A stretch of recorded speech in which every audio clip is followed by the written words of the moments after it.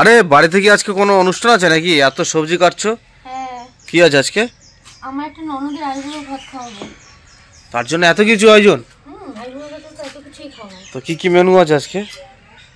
পরে বলবো, রান্না হয়ে যাক। ও ঠিক আছে, অপেক্ষায় রইলাম। তো তোমাদের দাদা ভাই তখন দেখাচ্ছিল কাটাকুটি করছিলাম, তো যার জন্য কাটাকুটি করছিলাম যে জিনিসটার জন্য সে হলো এই কারণ, ননদ কম বোন বেশি, ওর আজকে আইবুড়ো ভাত। তো কি কি রান্না করেছি দেখো তোমরা, সব নিজের হাতে করেছি আমি।